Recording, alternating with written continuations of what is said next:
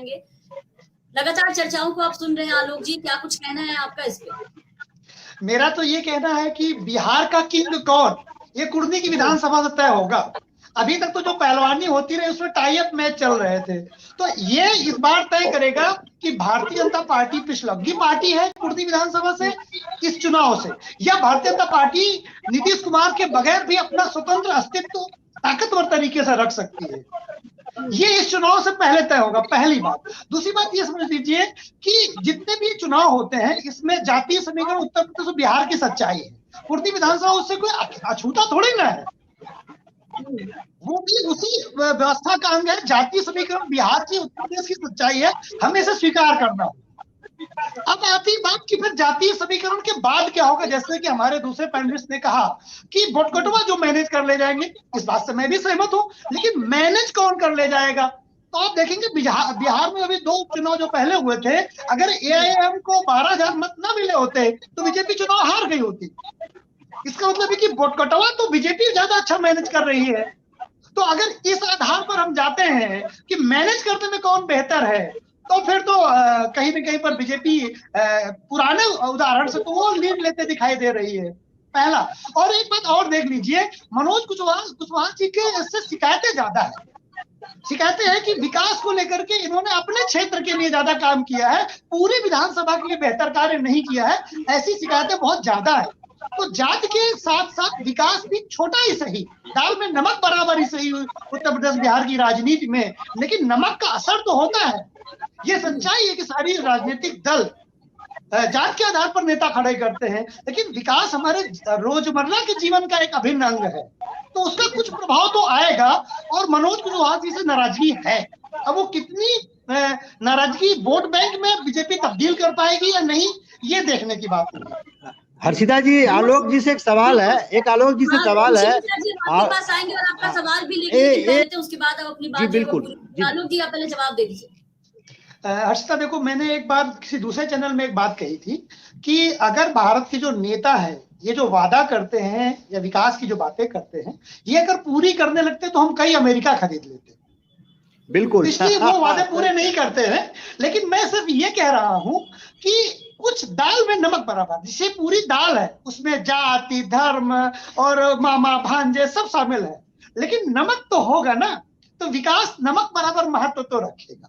मैं ये कह रहा हूं कुछ वोट ऐसा होगा जो विकास के लिए मत देगा, वो वोट निर्णायक होगा। जितना मेरे पास ज्ञान है चुनावी गणित में, वो निर्णायक मत होगा जब जातीय चीजें इतनी उलझ जाती कि अंतिम निर्णय नहीं निकल पाता, तो कुछ कोर वोटर वो होता है, पहली बात। एक बात और कहते हैं हर्षिता, इस समय भारत में 2 चुनाव हैं जो 2 क्षेत्रीय दलों के लिए जीवन मरण का प्रश्न है। उत्तर प्रदेश में मैनपुरी लोकसभा चुनाव और बिहार का कुर्नी चुनाव। बिहार का कुर्नी चुनाव नीतीश कुमार की क्रेडिबिलिटी और उनकी लाइफ पॉलिटिकल लाइफ को तय करेगा, और उत्तर प्रदेश में अखिलेश यादव की क्रेडिबिलिटी को तय करेगा। तो ये दोनों चुनाव इन पार्टियों के लिए बहुत बड़ा चुनाव है, बीजेपी के लिए एकमात्र चुनाव है, लेकिन इन दोनों पार्टियों के लिए अपनी क्रेडिबिलिटी को सिद्ध करने का चुनाव है, इसलिए ये अपनी कसर नहीं छोड़ेंगे।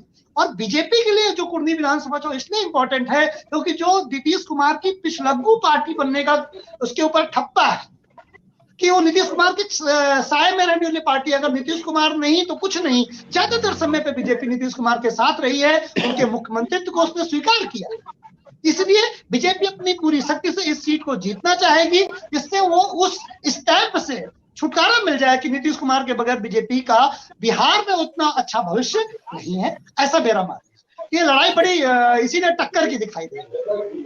ठीक है, चंदन जी कुछ कहना चाहिए? आलोक पांडे जी हमारे साथ लगातार बने हुए हैं। आलोक जी ये बताइए कि सवाल ये तो है कि कुर्नी का किंग कौन बनेगा, लेकिन क्या लगता है कि जातीय समीकरण जो वहां पर कुर्नी पे जिस तरीके से है, तो क्या जातीय समीकरण पर आरजेडी और जेडीयू की जो दोस्ती है वो भारी पड़ेगी, या फिर इस बार बीजेपी कुर्नी में कमल खिलाने में कामयाब होगी? क्या लग रहा है आपको?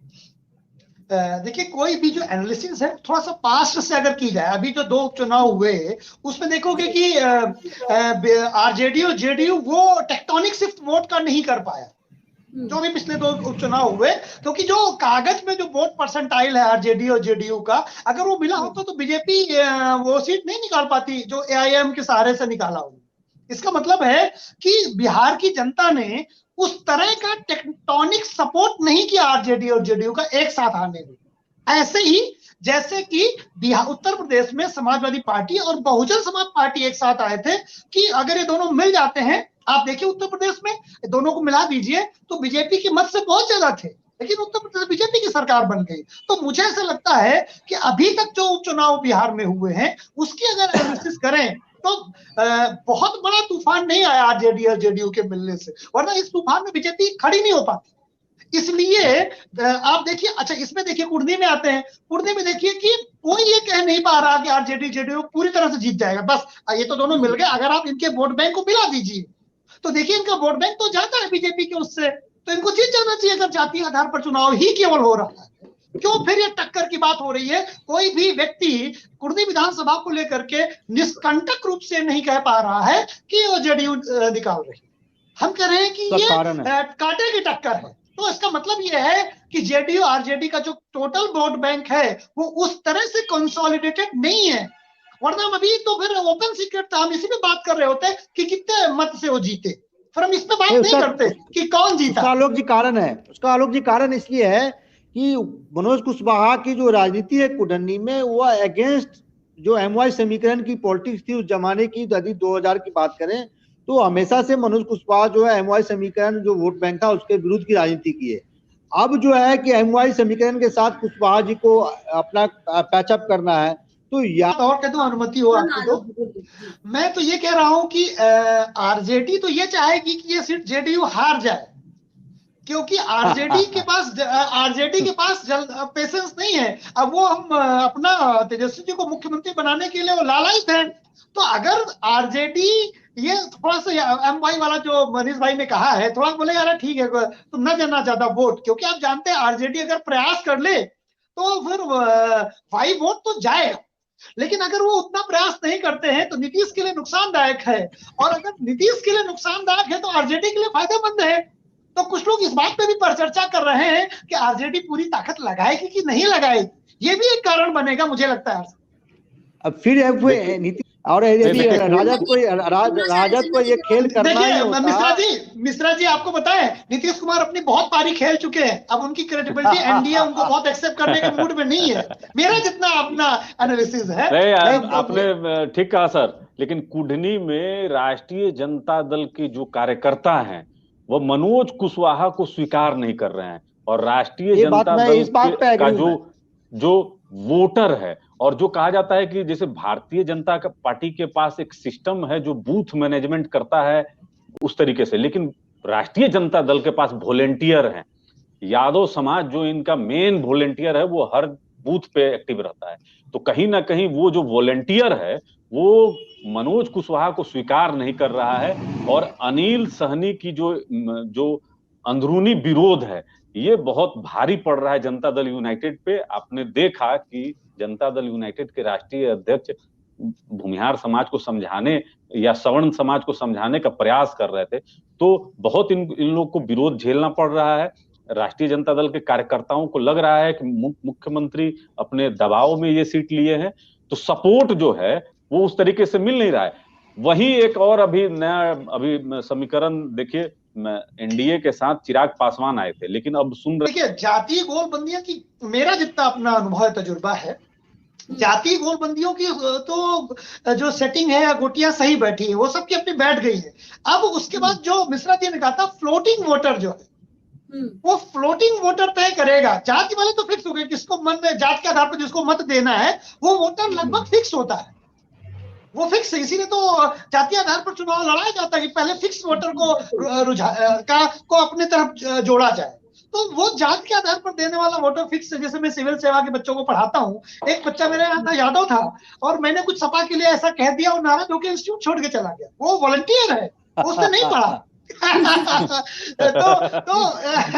तो इसलिए वो वाकई मैं चंदन जी की बात से सहमत हूँ, वॉलंटियर है वो ब्लाइंड है बिल्कुल, वो नहीं सुनेगा किसी की बात।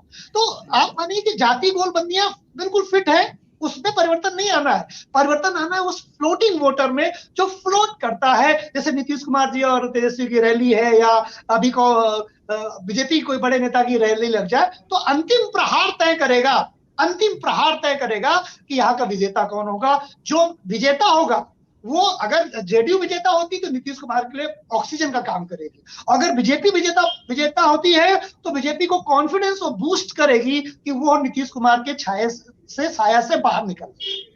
जी ऋषि मिश्रा जी, फाइनल कमेंट। हाँ चंदन जी।